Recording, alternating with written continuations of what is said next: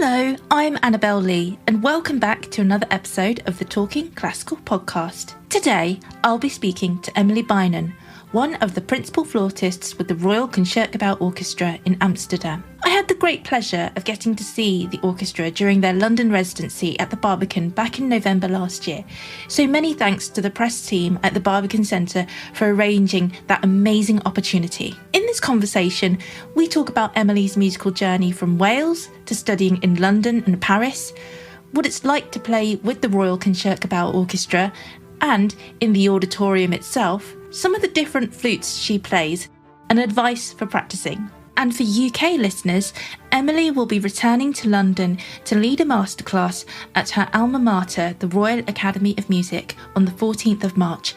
So do be sure to book your tickets for what I'm sure will be a fascinating and instructive day.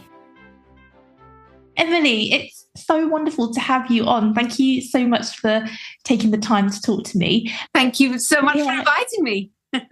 Oh, the pleasure's all mine. Would you start off by telling us a little bit about yourself and your journey into music? I can detect that you have a Welsh accent. Did you have a musical upbringing like so many people in Wales do? Well, yes, my parents are definitely music lovers. In fact, they met playing in a youth orchestra, so when they were 12 and 14. So music has definitely been an important part of my family's lives, although there are no professional musicians. But my grandfather on one side was a choral conductor and organist. And on the other side, my grandmother was a keen amateur violinist, and I think would have taken it further in different times. So music was always around, and we were taken to concerts or ballet, opera when we were small. And I learnt recorder when I was, I guess, 9 at school. And then one day I stumbled across my father's old flute and I could get a noise out of it.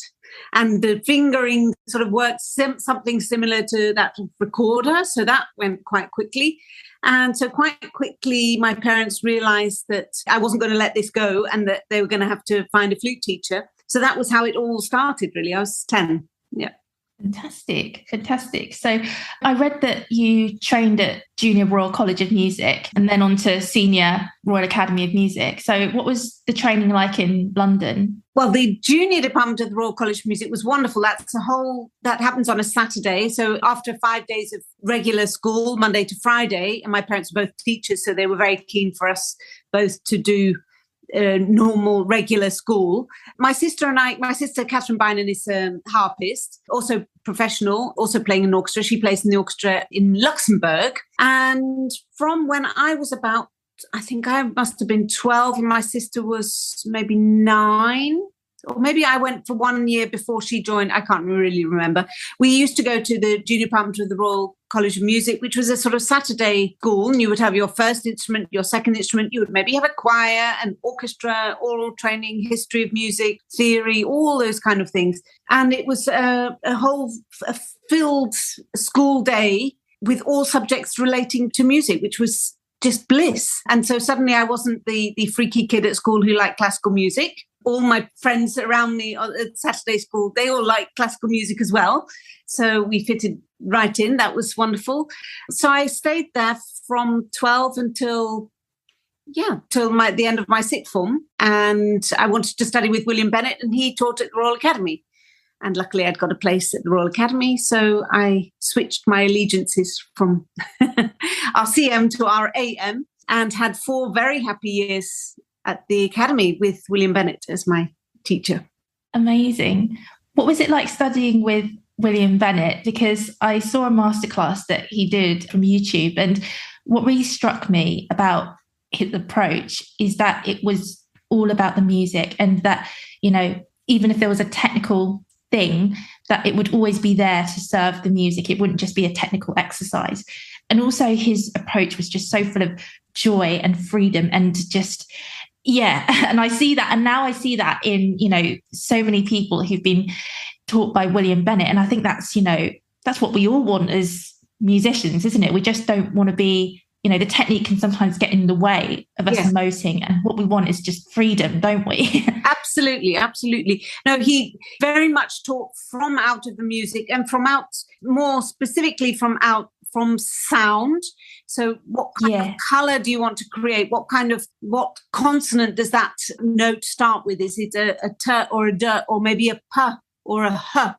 So really this sound of the flute, always having in mind the inspiration of the voice and the violin. Then the next level is shaping each phrase and really thinking about where is the high point of each phrase, where are we going to, where are you taking the listener? And then technique was anything which got in the way of that expression, really. I firmly believe that myself, that if you can hear it, if you're reaching for a sound in your imagination, your body will find a way to it.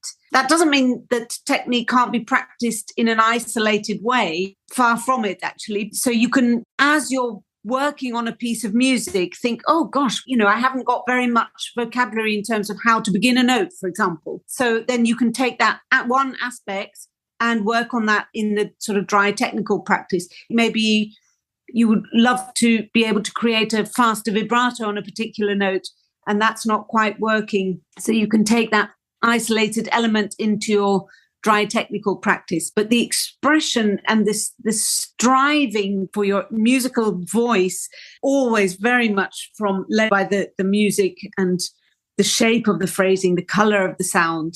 If it wasn't on a flute, which instrument would it be on? That sort of. But such an expressive, such a creative, imaginative teacher. Yeah.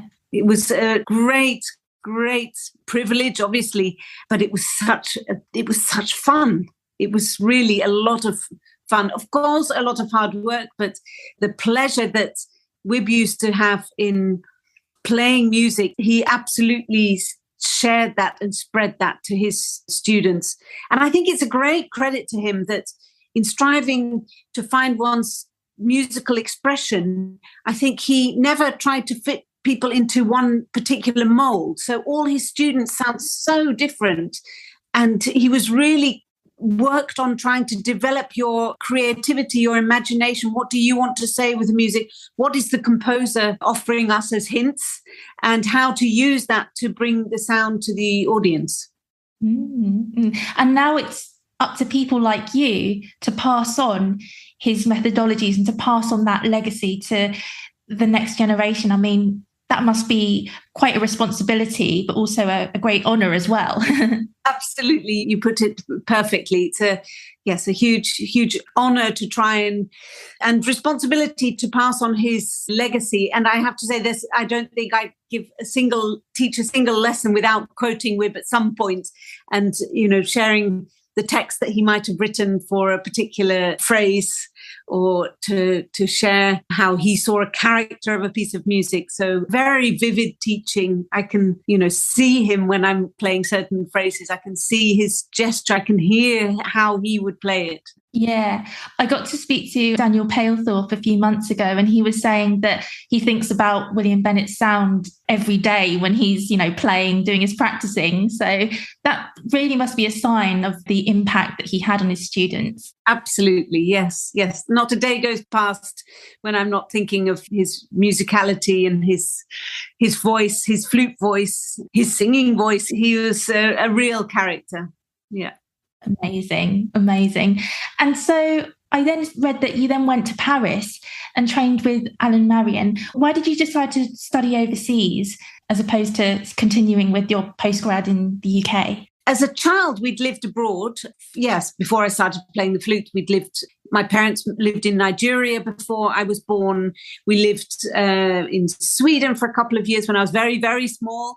And then my first school years were in Italy. We lived in Rome for 4 years. So I think I always had a little bit of the sort of gypsy spirit in me. And I love travel in all its forms. And for me, that's very much an enormous extra sort of bonus to being a professional musician, is the traveling I get to do in my professional life. The flute makers, I was playing a Louis Lot, and William Bennett had studied, of course, in Paris, and all the methods that all the de la sonorité and Tafnel and Gobo are in Paris. And so Paris was, right at the forefront of my flute mind. So when I was thinking about going to continue my studies, I always dreamt of going to Paris. And I met Alain Marion when I was doing the Nice summer school.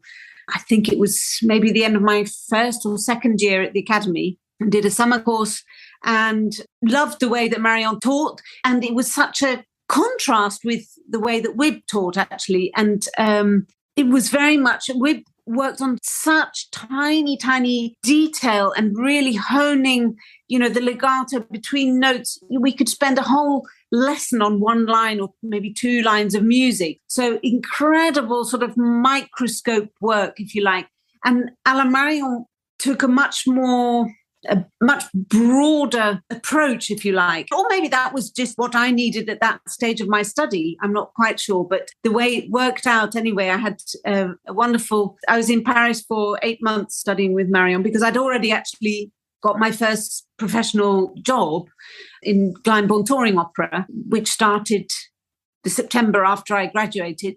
So I left, in June, July.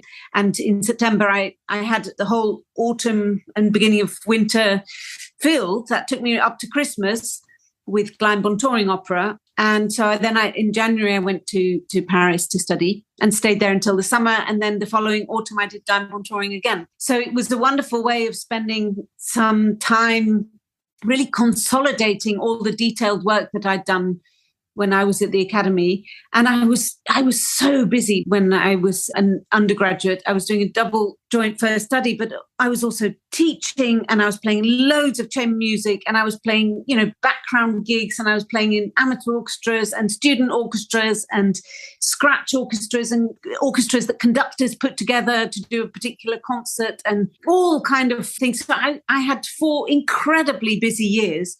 And then having the time in Paris, as I say, I started in January and I left I can't remember, it was July or August, but having that time, and I had 1 lesson every 2 weeks, and I had time to practice, and I had time to really think about, working in detail on the things that I really didn't have enough time to do as an undergraduate and when I was at the academy. So the way it worked out was just they complemented each other, I suppose, Marion and Wib, and the kind of incredibly intense 4 years, and then the more spacious time to practice and to really be my own teacher, I suppose, as well, that I had in Paris. Yeah. Fantastic. So you were playing with Glyndebourne Touring Opera. So how did you come to the Concertgebouw? Well, I've played in the Chamber Orchestra of Europe a couple of times with Jacques Zone. And I remember him talking about how he was thinking about leaving the orchestra. And I tried to persuade him not to leave. I said, but it's such an incredible orchestra, and why would you ever want to leave?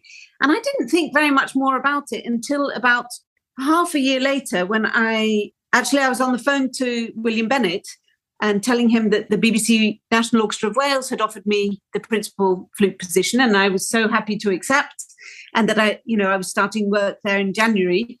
And he said, but don't forget that Concertgebouw's got a job coming up. And I sort of laughed it off and said, ha, ha, ha, yes, of course it has. There's no way I'd get a job like that. So I'm just going to knuckle down and do the job in Wales as well as I can. And doing that alongside the Glyndebourne Touring Opera, that was me sorted for the next, while. And he sort of encouraged me to audition for Concertgebouw, and I sort of poo-pooed it and said, no, it's ridiculous. And then it was maybe a month later, and I was having one of those days where practicing wasn't going very well. And so I cleaned all the kitchen cabinets, and as a way to sort of distract myself. And I went back to practicing, and it still wasn't working very well. So I decided to vacuum the whole flat, and then I went back to practicing, and that didn't work. So I was sort of basically looking for distractions from my practice. And I thought, I wonder when the Concertgebouw deadline is. And in those days, of course, it was before internet and all those sort of things. So I I can't remember even how I got hold of a phone number and sort of rang them and said, you've got a principal flute position. When is the deadline? They said, oh, actually, it's tomorrow. And so I thought at that point that I decided that they might, I don't want to say it was sort of destiny or something, but I thought, well, that's extraordinary. What a coincidence. And so I faxed off, do you remember what faxes were? Yeah. I faxed off my CV to the orchestra and they offered me an audition, which I didn't think of as being particularly special because in the UK at that time, almost everyone who applied for a job got an audition, and it might be very short and there might be, 100 other people auditioning on the same day as you, but, almost everyone who applied got an audition. I didn't realize until I got to Amsterdam that they only invited, I don't remember how many people, maybe 15 or 20 people that they'd invited. They'd already done an audition only for Dutch people, and they hadn't found which wouldn't even be allowed nowadays. But at that time it was allowed, and they hadn't found a Dutch candidate. So they held this audition that was open to other nationalities. And it was only when I got here that I realized that it wasn't one of these sort of cattle market auditions where, there were hundreds and hundreds of people, that I'd actually already sort of passed, a first round by being invited at all.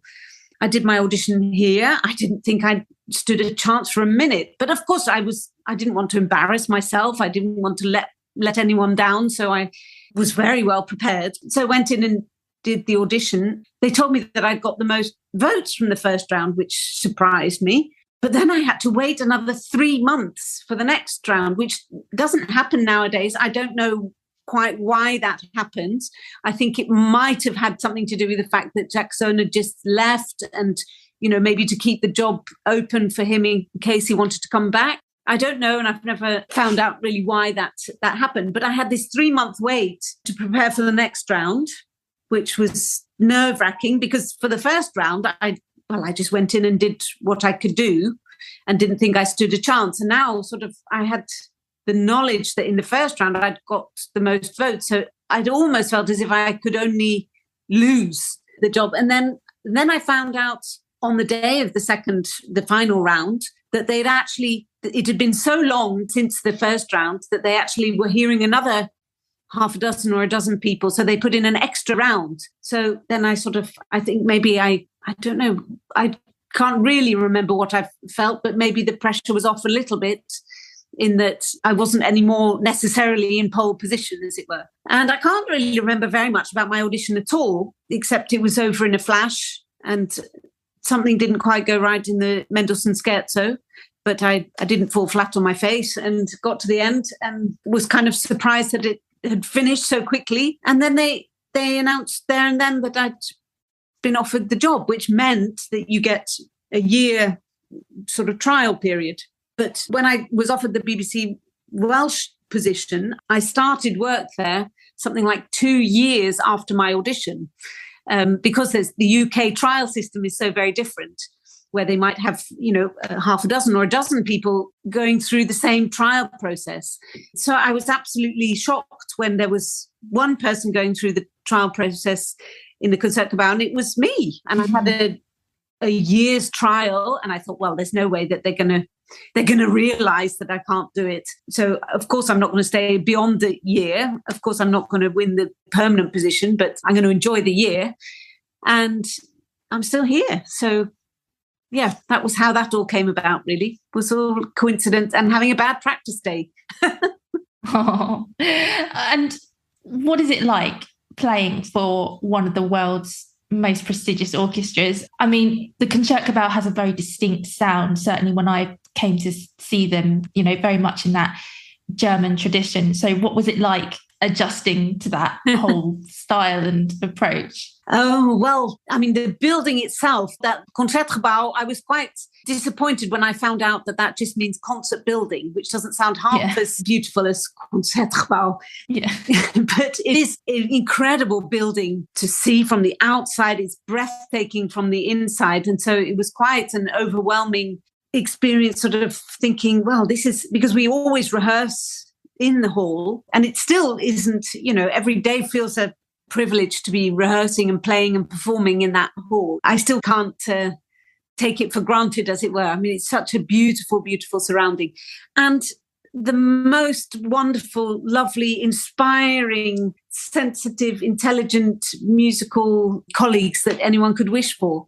It's a very happy orchestra. The Dutch, as a nation, are one of the most important words in the Dutch language is gezellig, which means sort of cozy, comfortable, friendly. And it's a very gezellig orchestra. It means that it's very supportive atmosphere. People are always encouraging one another. And there's a mutual sort of respect, I suppose, trust. Yes, I'm trying to think. It's a very musical orchestra. People love individuality, and personality is nurtured, is respected, is encouraged. So it's a very friendly, warm environment. And when I joined the woodwind section, most of them had been there for many years. So it was like a well-oiled machine. And I was sort of the new cog fitting into a well-oiled machine, which was a wonderful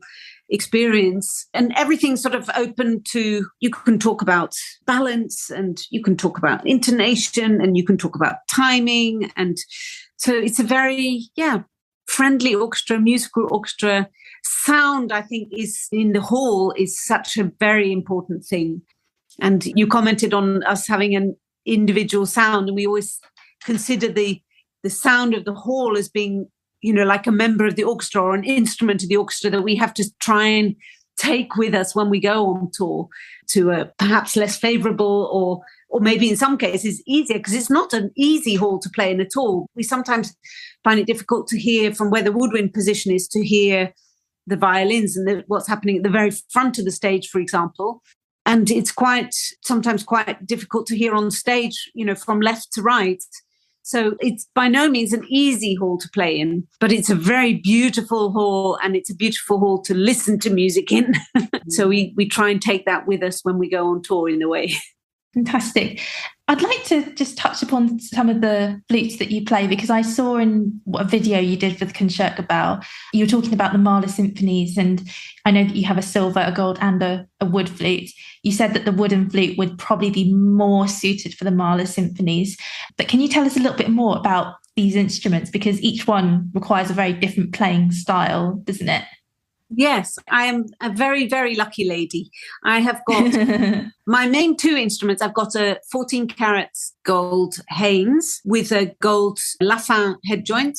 It's a 22 carat head joint, which is absolutely beautiful, with gold keys, rosé gold. It's gorgeous, gorgeous. I'm very lucky. And my other main instrument is a wooden Powell, which has also got gold keys, and that's got a head joint by Tobias Manke. So both my main instruments are American with European head joints. I don't know whether that's something relevant or not. Then I've got two silver flutes. I've got an altus, which I also play with a Lafin head joint. That's what is called a PS, I don't know whether they still use that term, powdered silver altus. So it's a very hard sort of silver. And I've also got my old French Louis Lot, which dates from probably 1903. But unfortunately, it was found without a head joint. So I play that with a Lafin head joint as well. So those are my four instruments, two silver, one wood and one gold. But the main ones that I play in the orchestra are the wood and the gold, the Powell and the Haynes. And how do you decide which one you're going to play depending on the repertoire? It's definitely the repertoire that is the deciding factor. More or less 1900 is my sort of cut-off point. For French repertoire, something more like 1880. So, for example, Berlioz I do on a wooden flute. And then once it gets Ravel, Debussy, then I would switch to gold. And for German repertoire or other repertoire, then something like 1900. Great.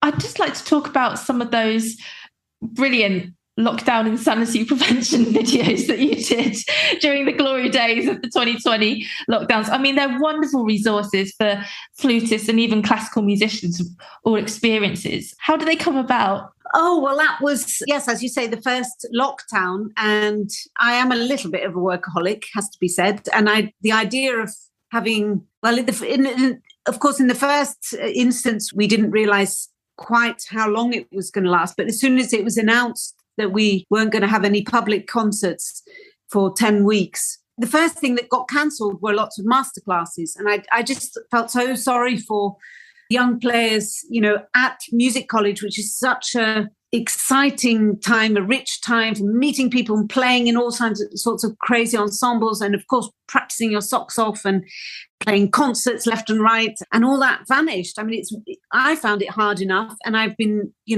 doing this job for 30 years, and I know what it is. So, to have 10 weeks when you're not playing concert is hard enough with the experience. If you don't know what you're missing and are maybe still studying or maybe recently graduated, I just thought, oh, that's so awful. Of course, orchestral auditions were all being cancelled. And I know a lot of colleagues and students and friends found it difficult to sort of motivate themselves to practice during that time. So I literally just thought, well, what can I do to help motivate people and motivate myself? I mean, it was a way of, once I'd said, okay, guys, I'm going to make 10 videos in the next 10 weeks. And I'd never made a video in my life. I had no idea how iMovie worked. And I'd said I'd do it. So I was going to have to do it and find a way. So it was a way of keeping me motivated, I suppose, and busy, and lockdown insanity prevention. The name says it all. And the acronym LIP seemed quite appropriate for a flute player. So I just took 10 topics which are the most commonly asked for, or the 10 pieces or aspects of flute technique that I just find myself talking about the most during my teaching. And I just thought that would be it. And there were rather a few more after that, because people said, oh, can't you do one on this? And can't you do one on that? And I'm still uploading stuff from time to time, although now it's quite difficult to fit making of a video into my busy daily life. But at that time, it was a way of keeping me motivated and interested in doing something. And hopefully, it was a resource which would be there for years to come. Definitely. I found it really interesting in one of the videos that you said that when we practice, that actually, we need to allow ourselves the permission to experiment with sound. And actually, sometimes we just, I certainly know that as classical musicians, as flute players, we're very we want to get things right like all the time. And I think we have to learn to be kind to ourselves, I think, in the practice room, right? Be kind and have fun and to explore and experiment. And, maybe that means, if you're not used to thinking in that way, sort of just saying, okay, the last 5 minutes before I put my flute away, I'm just going to make noise. I'm going to try and copy the bird that I can hear singing outside. I'm going to try and sound like a violin. I'm going to try and sound like a French horn. I'm going to try and sound like an oboe. I'm going to muck about with different fingerings. I've come across some marvelous fingerings just by mucking around, really. And so allowing yourself to have that sort of playtime, exploration and experimentation time, I think, you can come across all sorts of ways of using your body, your fingers. You can have fun with sort of harmonics or, just no boundaries, no limits, and just playtime. It's important for children and it's important for grown-ups as well, I think, having that freedom. That sounds like a great way to finish. Well, Emily, it's been just a pleasure talking to you. Thank you so much. Oh, and I should add that you're coming back to London next year for the Academy Masterclasses. Yes, I am. I think they're in March. So, yeah. Fantastic. Yeah. Oh, I'm sure that'll be a wonderful experience for you to come back and teach the students there. Oh, It's always such a pleasure teaching. I'm visiting professor at the Academy, so I go a couple of times a year and work with all the students. And it's a wonderful class. I love teaching. I've been lucky enough to have some superb teachers, and I love passing on their tips to the next generation. Thank you very much, Emily. Thank you. Thank you, Annabelle. Thank you so much for listening to this episode of the Talking Classical podcast. I do hope you enjoyed listening. Don't forget you can subscribe to the podcast on Anchor, Apple Podcasts, Spotify, or other major outlets where you get your podcasts. You can also follow the Talking Classical podcast on Twitter, Facebook, YouTube, or the Talking Classical blog. If you have a moment, please would you leave a review or a rating on Apple Podcasts, as this will help to increase visibility and get the podcast to more people. Many thanks for listening once again, and I hope that you'll be able to join me for another podcast very soon. Bye for now.